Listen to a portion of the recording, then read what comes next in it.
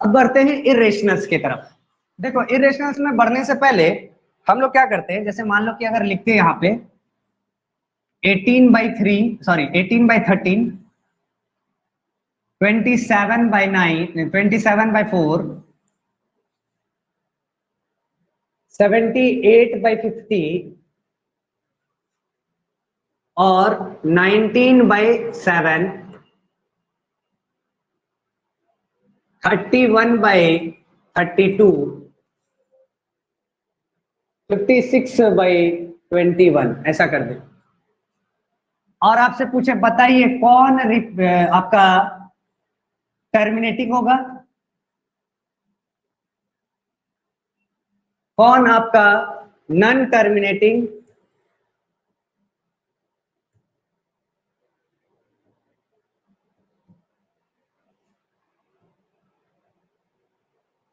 But repeating होगा। तो ये हमारा p/q के फॉर्म में ना, तो सभी के, और p और q दोनों इंटीजर है, q is not equal to 0 है, तो ये हमारा होगा सभी रेशनल। सब क्या है, रेशनल। बट कौन टर्मिनेटिंग कौन नॉन टर्मिनेटिंग इसको समझते हैं। जब हम बोले इफ q की जो वैल्यू है 2 to the power n into 5 to the power n के फॉर्म में है तो टर्मिनेट करेगा। अगर q जो है वो हमारा 2 to the power m into 5 to the power n के फॉर्म में नहीं है तो ये हमारा नॉन टर्मिनेटिंग का कंडीशंस होगा। अब जैसे देखिए 13, तो 13 को क्या लिख सकते हैं अपन, तो 13 को आप लिख सकते हैं 13 into 2 to the power 0 into 5 to the power 0। Value हमारा 13 ही होगा, क्यों, क्योंकि इसकी वैल्यू 1 होगी, इसकी वैल्यू 1 होगी और ये हमारा 13 पे पावर 1। तो ये जो है हमारा इस फॉर्म में नहीं है, इस वजह से ये हमारा नॉन टर्मिनेटिंग होगा। ठीक है। अब जैसे 4 है तो 4 कैन बी रिटन एज 2 का square which can be written as 2 का square into 5 to the power 0। ये हमारा इस फॉर्म में आया, इसलिए टर्मिनेट कर जाएगा। 50 है, 50 can be written as 25 into 2 where 25 can be written as 5 का square and 2 written as 2 to the power 1। ये हमारा टर्मिनेट कर जाएगा। 7 can be written as 7 to the power 1 2 to the power 0 into 5 to the power 0। तो ये हमारा इस form में आया, इसलिए हमारा नॉन टर्मिनेटिंग रहेगा। अपन अगर 32 को देखें, 32 can be written as 2 to the power 5 into 5 to the power 0। तो ये हमारा टर्मिनेट कर जाएगा। ये देखो ये कटेगा, 7 से कट जाएगा 8 बार में, 7 से कट जाएगा 3 बार में, तो 8/3 है and 3 can be written as 3 to the power 1 into 2 to the power 0 into 5 to the power 0 and it is in the form of it is in the form of 2 to the power m into 5 to the power n, hence it is termed as non-terminating। समझ में आया जी। अब आ जाते हैं हम irrationals की तरफ। Irrationals का अगर बात किया जाए then we say that the numbers which are not rational by nature, the number which are not rational, simply हम ये कहेंगे कि the number which are not rational, that is if the number can't be written in the form of p/q where q is not equal to 0 and p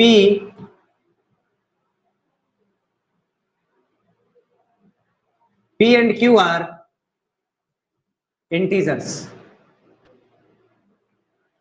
or if the decimal expansion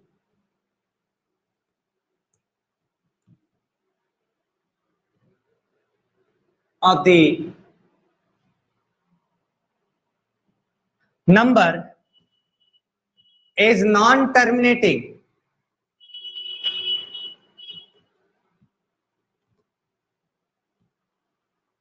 and also non-repeating, non terminating and non repeating, दोनों बात हो गया। पहले हमारा non terminating और repeating होता था, but चूंकि इरेशनल्स है तो इनमें नॉन रिपीटिंग भी होगा। Non repeating then the numbers are irrationals by nature.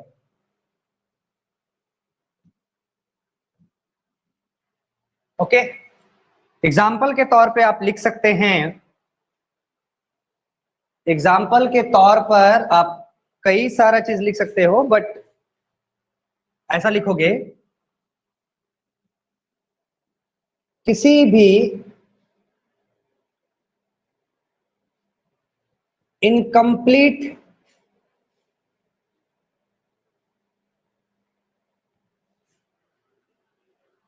Square का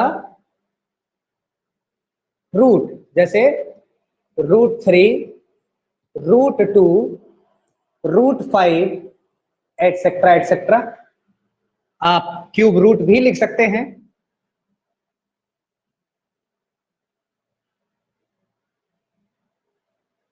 इनकम्प्लीट क्यूब का क्यूब रूट,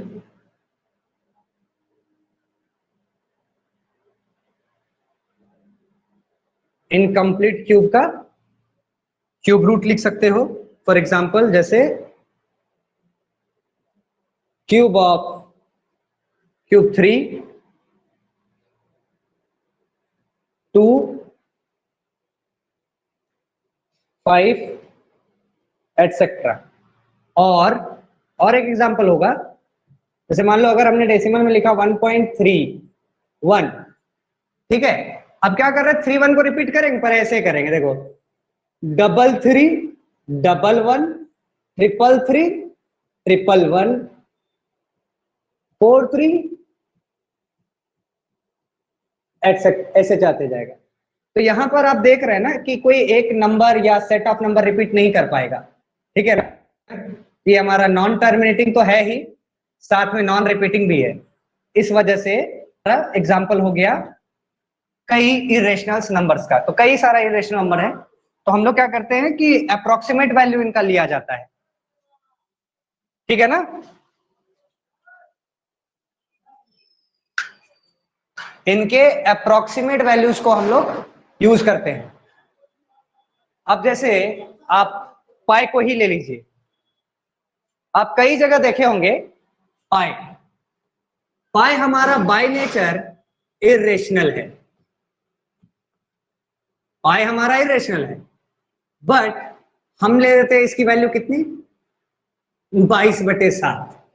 तो 22/7 तो रेशनल है, साफ साफ दिख रहा है कि ये क्या है, रेशनल। तो दैट इज, ये हमारा अप्रोक्सीमेट वैल्यू है, जिसकी वैल्यू आती है 3.12485 पर रेकरी। बात आ गया समझ में, ये नोट कर लीजिए, पाई इरेशनल होता है बाबू, और 22/7 जो हम उसकी वैल्यू लेते हैं, that is the approx value of the pi, this is the approx value of pi. Okay, नहीं तो आप लिख लीजिए यहां बगल में अप्रॉक्स, ये जो सिंबल दिए हैं हमने, ये अप्रोक्सीमेट का सिंबल है, ठीक है, अप्रोक्सीमेट का सिंबल है, approx value, imaginary numbers.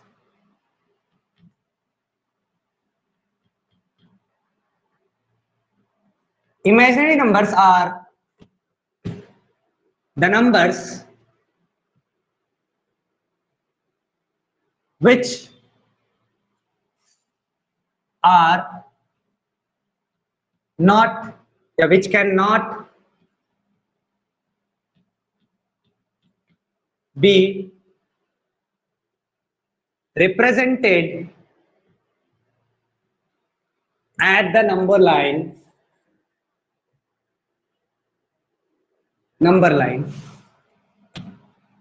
are called imaginary numbers.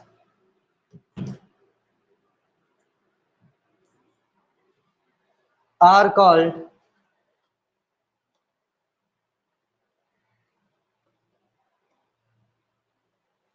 imaginary numbers, ठीक है ना। वेयर एज एग्जाम्पल के तौर पे हम लिखेंगे यहाँ पे रियल नंबर हमारा क्या होगा, ये भी इसकी डेफिनेशन लिख लेते हैं। तो हमारा रेशनल, जैसे आप √2 लीजिएगा तो √2 को नंबर लाइन पर दर्शाया जा सकता है, √3 लेंगे √3 को भी दर्शाया जा सकता है, यहाँ तक कि पाई को भी आप नंबर लाइन पर दर्शा सकते हैं, पर अभी उसके ऊपर शोध चल रहा है। जैसे मान लो ये हमने 1 यूनिट ले लिया, ये भी हमने 1 यूनिट ले लिया, ये हमारा √2 हो जाएगा, और यहाँ से जिस नंबर लाइन पे जिस पॉइंट पे कट करेगा ये लेंथ हमें √2 को दिखाएगा। ठीक है, बस यही है कि आप नंबर लाइन पे इनको दिखा सकते हैं। ठीक है ना, आपने देखा भी होगा क्लास 10th में इस तरीके से, 10th स्टैंडर्ड में ऐसा सिस्टम √2 √3 √4 इस तरीके से दिखाया जाता है। बस इतना जान लीजिए कि real numbers are the numbers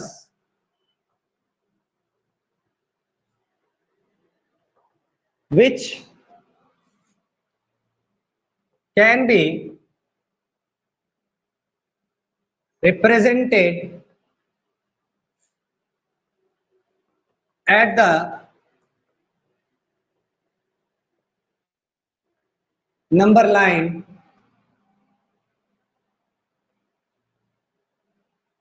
are called real numbers, are called real numbers। Example के तौर पर आप रेशनल नंबर ले लें और या आप इरेशनल नंबर ले लें, सारे नंबर्स नंबर लाइन पे रहते हैं, इस वजह से ये रियल नंबर्स कहलाते हैं। एग्जाम्पल इसका हो जाएगा the multiple of √-1 which is can be written as I, the iota। जैसे आप लिख सकते हैं √(-4), √(-6), 3 + √(-6), एटसेट्रा। इन सभी को आप कैसे दिखा सकते हैं, तो इसको आप लिखाओगे 2i, इसे आप 2i लिख सकते हैं। क्यों लिखेंगे, देखो √(-4) can be written as 4 × -1 and 4 से बाहर आ जाएगा 2 √-1 then 2 × i। √6 can be written as √6i and it can be written as 3 + √6i। these are the imaginary numbers। इसे नोट कर लेंगे, ठीक है, इसको नोट कर लीजिए। फिर अब आपका आएगा इवन ऑड नंबर सिस्टम के ऑड इवन वाले टॉपिक से। हम लोग यहां तक तो बात समझ गए कि जो नेचुरल नंबर होता है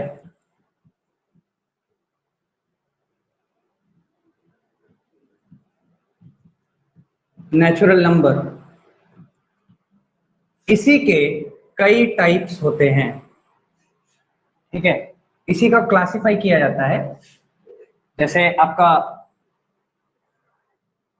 ऑड नंबर,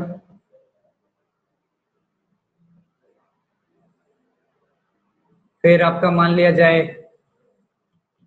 इवन नंबर, फिर आपका आ जाता है यहाँ पे प्राइम, देन आपका आ जाता है कंपोजिट, देन आपका आ जाता है आइडेंटिकल। ठीक है, इन्हीं पांचों बात को समझना होता है। ऑड नंबर किसको कहते हैं समझो, ऑड नंबर किसे कहते हैं समझिए। मान लिया जाए कि अगर हमारा नेचुरल नंबर 1 2 3 4 से स्टार्ट होता है और ये इंफिनिटी तक जाता है, नेचुरल नंबर जो है वो हमारा 1 से स्टार्ट होता है और इंफिनिटी तक जाता है। तो 1 से इंफिनिटी तक जाएंगे, इसमें हमारा ऑड इवन वाला सिस्टम कैसे आएगा। देखो बाबू, जब भी ऑड या इवन का पता है ना, तो हम लोग क्या करते हैं, किसी भी नंबर को 2 से डिवाइड करना पड़ता है। ठीक है, तो 2 से डिवाइड करेंगे, इसके लिए हमको यूज करना पड़ेगा यूक्लिड्स का division algorithm, division algorithm, Euclid's division algorithm में क्या होता है जान लो। यूक्लिड्स डिवीजन एल्गोरिदम में होता है एल्गोरिदम और एक यूज होता है वर्ड लेमा। अभी जो हम आपको बताएंगे वो लेमा है, बस अगर किसी लेमा को अप्लाई किया जाता है कहीं पे तब वो एल्गोरिदम का फॉर्म ले लेता है, ठीक है। जैसे मान लो कि अगर किसी ए नंबर को बी से आप डिवाइड देते हैं, क्यू आपका क्वोशंट आता है, ठीक है, तो या बी इंटू क्यू हो जाएगा, माइनस करने पर आर रिमाइंडर आता है, ठीक है। इसे अपन कहते हैं क्या, डिवाइजर। इसको क्या कहते हैं, डिविडेंड। इसे क्या कहते हैं, क्वोशंट। और इसे क्या कहेंगे, रिमाइंडर। यूक्लिड्स के कथन के अनुसार डिविडेंड ए बराबर divisor B into quotient Q plus remainder R होता है, ठीक है। वेयर आर की जो वैल्यू है वो फिक्स है कि वो जो भी होगा जीरो होगा या जीरो से बड़ा होगा, बट जिससे डिवाइड हो रहा है उससे हमेशा छोटा होगा, ठीक है। पहले आप इस चीज को नोट कर लीजिए क्योंकि ये समझना ज्यादा जरूरी है ऑड इवन के समझने से पहले, ठीक है। तो ये हमेशा याद रखिएगा कि ऐसा सिस्टम हमारा हमेशा अप्लाई होता है। अब इसमें सोचने वाली बात क्या है, सोचने वाली बात ये है कि अगर ऐसा कंडीशन, इस कंडीशन से हमें क्या समझ में आता है। देखो मान लो अगर किसी नंबर को 7 से आप डिवाइड देते हैं, मान लिया जाए कि ये 42 है, ठीक है, ऐसे समझना। एक बार में आपको समझ में आ जाएगा कि वास्तविकता क्या है इस डिवीजन एल्गोरिदम की। तो मान लो 42 है, इसको आप 7 से डिवाइड करते तो रिमाइंडर क्या आएगा, 0 आएगा 6 टाइम्स में, आया ना, 0 आया। लेकिन अगर आप यहां पर एक जोड़ दें, यानी कि 43 को जब आप डिवाइड कीजिएगा तो रिमाइंडर आपका 1 हो जाएगा। फिर एक जोड़ दीजिए, यानी कि 44 को जब डिवाइड कीजिएगा तो रिमाइंडर 2। फिर एक जोड़ दीजिए, 3 4 5 6, ठीक है। अब देखिए 42 में जब आप 6 जोड़ते हैं तो यहां तक तो डिवाइड हो जाता है, बाद में रिमाइंडर 6 हमारा रह जाता है। लेकिन जैसे ही आप इसमें एक और जोड़िएगा, यानी कि 7 जोड़िएगा, ये आपका 7 बार में डिवाइड होकर फिर से रिमाइंडर 0 दे देगा, ठीक। ये बात आपको समझ में आया होगा। अब यहां से क्या पता चला कि हमारा जो रिमाइंडर है, ये जो हमने लिख रखा है ये, तो आप यहां देखें कि 42 हमारा क्या है, बी है, ए है। तो 42 can be written as 7 into 6 plus remainder 0। 43 होता तो क्या होता, 7 इंटू 6 प्लस 1, फिर मान लो 7 इंटू 6 प्लस 2, ऐसा होता तो यही रिमाइंडर जा रहा। कब तक जाता है, जब तक 6 होता, हाँ या ना। यानी कि अगर हम इसमें 6 जोड़ दें तो ये हमारा क्या हो जाएगा 48।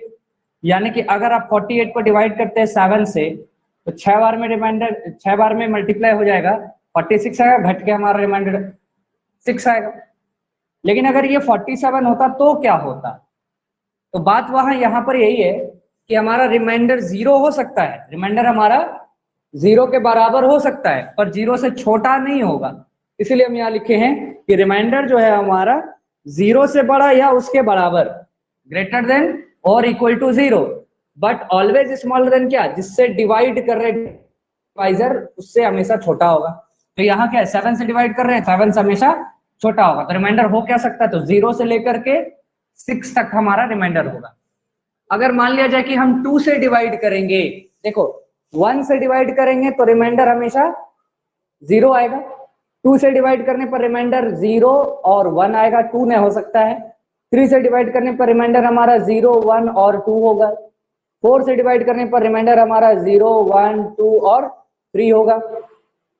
5 से डिवाइड करने पर रिमाइंडर हमारा 0 हो सकता है, 1 हो सकता है, 2 हो सकता है, 3 हो सकता है और 4 हो सकता है। तो ये सिस्टम आपको समझ में आ रहा होगा कि जैसे जैसे हम रिमाइंडर जो है वो हमारा डिवाइजर से हमेशा छोटा होता है। ये हमारा डिवाइजर है और ये हमारा रिमाइंडर है। क्वोशंट से अपने को कोई लेना देना नहीं है, डिविडेंड से अपने को लेना देना कुछ नहीं है, बस हमने इसका मतलब आपको समझाया कि इसका मतलब है क्या, ठीक है। बाकी आपको पता ही है कि डिविडेंड बराबर हमेशा divisor into quotient plus remainder का वैल्यू आता है। ये बात आपको समझ में आया ना। अगर अपन ऑड और इवन का बात कर रहे हैं, ऑड और इवन का बात करें, इसको मिटा दें, ठीक है।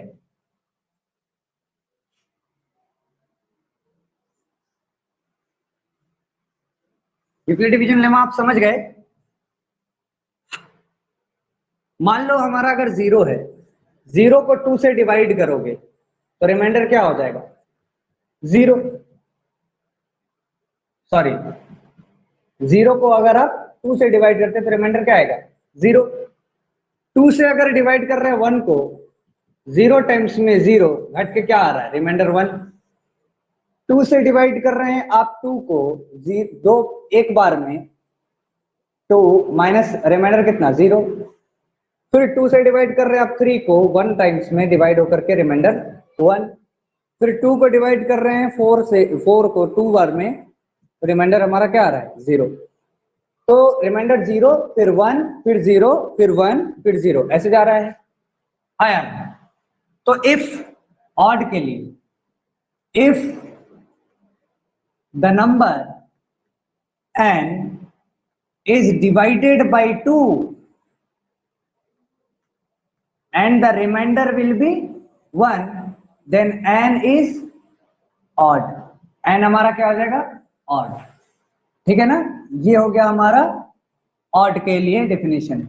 अब है यहां पर if the number n is divided bye,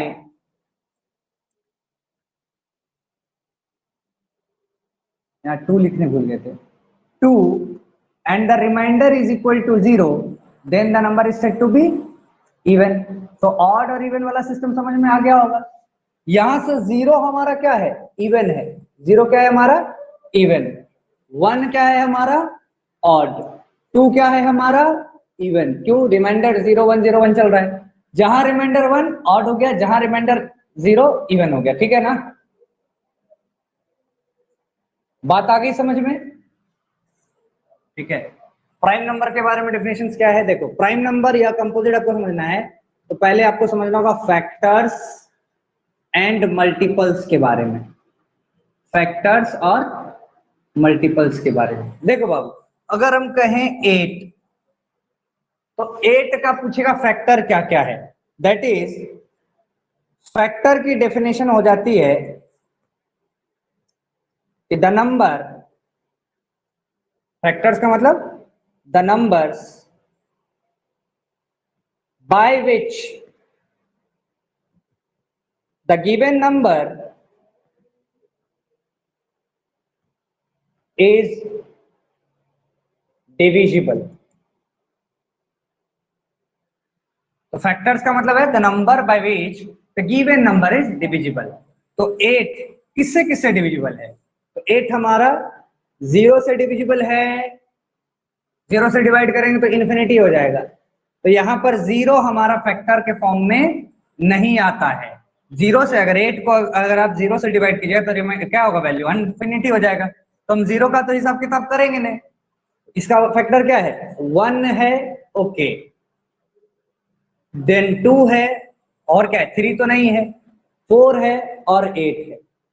ठीक, अब यहां से समझो, 1 से भी डिविजिबल है और 8 से डिविजिबल, इसके अलावा कोई और नंबर से डिविजिबल हुआ, यानी कि इसके इन दो फैक्टर से ज्यादा फैक्टर्स अगर होते हैं तो वो प्राइम नहीं, सॉरी, वो कंपोजिट नंबर कहलाता है।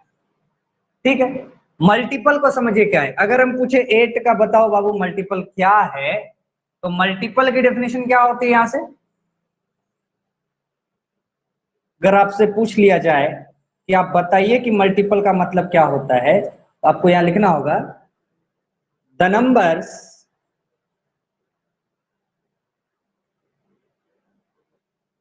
which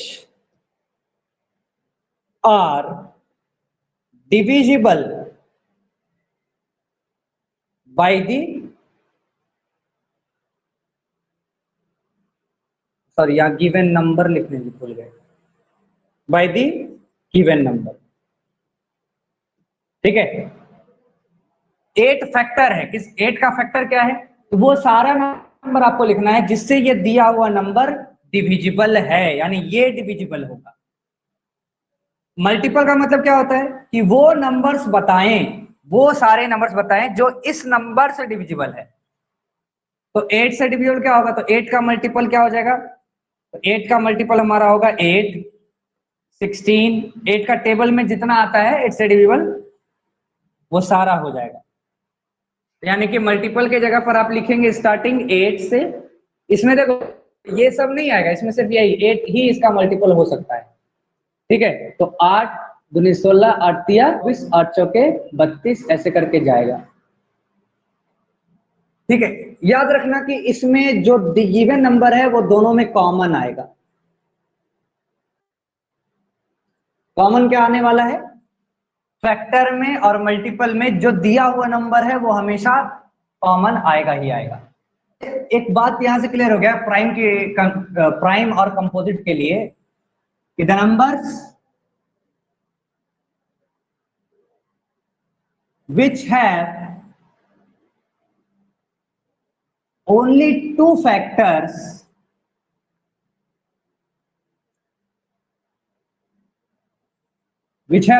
factors that is 1 and itself, तो उसे हम प्राइम नंबर कहेंगे। क्या कहेंगे उसे हम, प्राइम नंबर कहेंगे। हमारा कंपोजिट का डेफिनेशन से आता है कि the number which have more than two factors, more than, prime और कंपोजिट की डेफिनेशन हमने आपको समझा दी, दो से ज्यादा फैक्टर है, मोर देन 2 फैक्टर्स। तो 2 से ज्यादा फैक्टर हो जाएगा तो क्या कहलाएगा, ये कंपोजिट। अब आ जाता है बात आइडेंटिकल पर। देखो जैसे ये 2 से ज्यादा फैक्टर हो गया ना, तो 8 हमारा क्या होगा, कंपोजिट होगा। आइडेंटिकल को लेकर के समझा देते, ये मिटा रहे हैं फैक्टर्स और मल्टीपल्स। आइडेंटिकल क्या होता है ये समझ लीजिए, कह रहे थे नंबर्स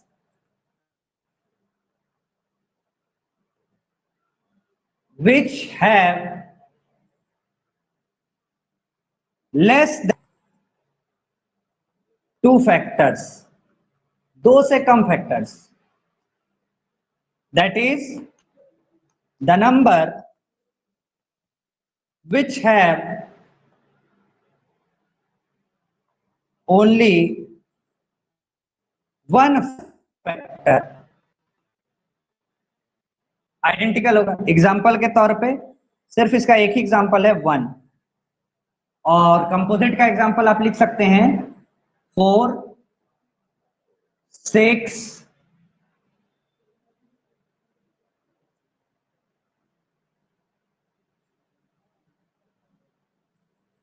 9, 10, ऐसा कुछ, फिर प्राइम जो भी है।